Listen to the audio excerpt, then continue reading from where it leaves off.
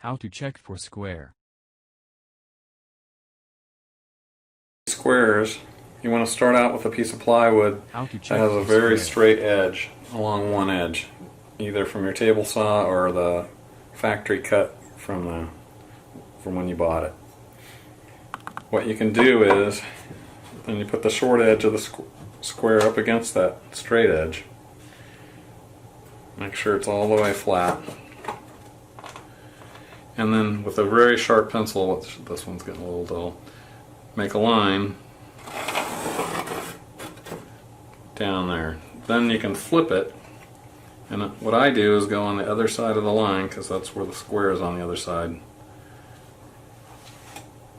Get it really straight, and I'm giving it a little bit of room and making it a little further apart, like a 1/16 of an inch, but some people go ahead and at the bottom they put it exactly on the line. But I just like to go a little off, and you make a line, and then you can check it. So this one might be actually a little bit off, but it's pretty close.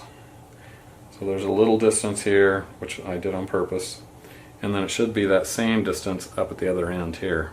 And this maybe is a little bit too far, which means this is a little less than 90 degrees, and I could probably hit that with the center punch. So you put it on the vise or something hard, not on this obviously, and to get it to go more than 90, because what was this line right here, it needs to go a little further towards that because it's a little too wide up there. Square. So I need to hit it with the punch right in here. Don't get too close to the edge because you might spread that out, and then you'd have to file that down to get a flat edge on here. So right in here somewhere. You can do multiples of them if you need to go further. So hit it really hard with the hammer on the vise, and then come and recheck it and do it again, and see how it's going, because you don't want to go too far. And try it again and again, and then eventually you'll be just parallel. So the same one on the bigger square, only that's what these longer lines are for when I did mine.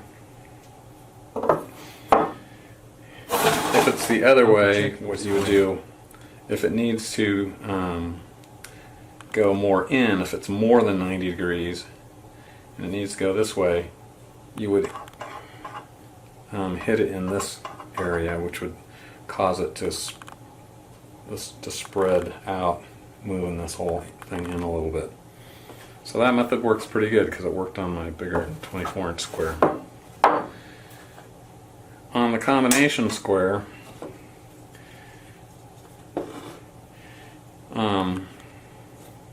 there's two little nubs in here that are tabs or whatever inside this slot.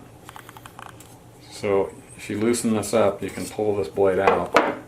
You can keep loosening this nut and pull it completely off. I won't do it right now, but there's a little spring, and then once these are off, you can pull that whole piece out, which makes it easier to file. So on my square, this piece is just aluminum, so it's very soft metal.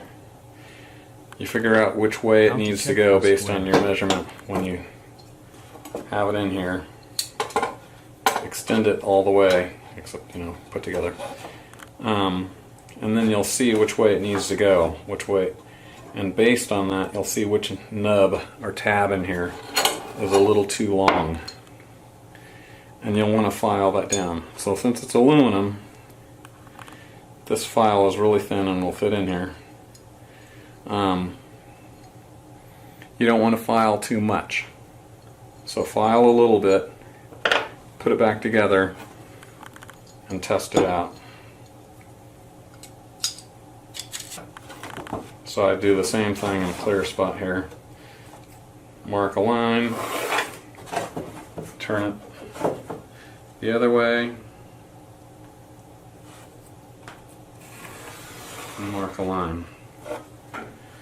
So this one might be a tiny little bit off. I could probably do a little more filing on this one. This part right in this nub here needs to go down a little bit.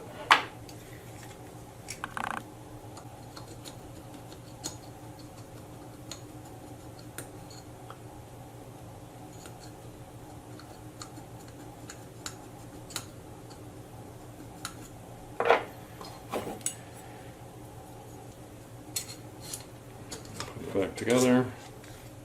Gotta tighten it up. And then try it again until you get the lines just parallel, or if you're doing the lines right on top of each other, so they're right on top of each other.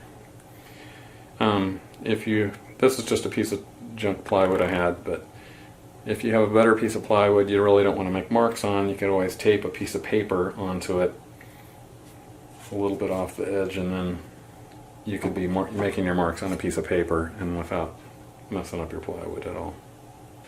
For the combination square, if you don't have a really small file like this, very thin, that fits in the slot, you can get a shim or some little thin piece of wood, wrap a piece of like 220 sandpaper around it, and stick in the slot and file that little nub down until you get it the square, truly square.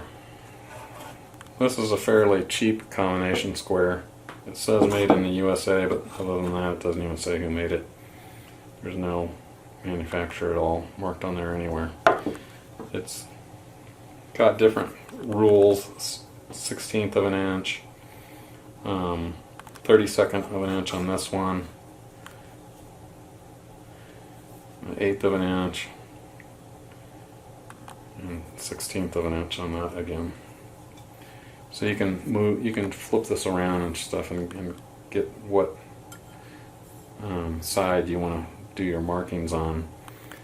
There's another brand called Starrett, which makes really super nice combination squares, but it's very super expensive. They make it so you can read it really good, the contrast is really good, and it's much more precision than this. And don't forget, on most of these there's a little scribe tool on the end. Mine's gone. I don't even know where I got the square. Usually you could pop that out, and as you're marking something you could use the scribe and scribe a little mark. And if it was put back in there I would have that still, but it's gone. So it's kind of a little hidden thing that some people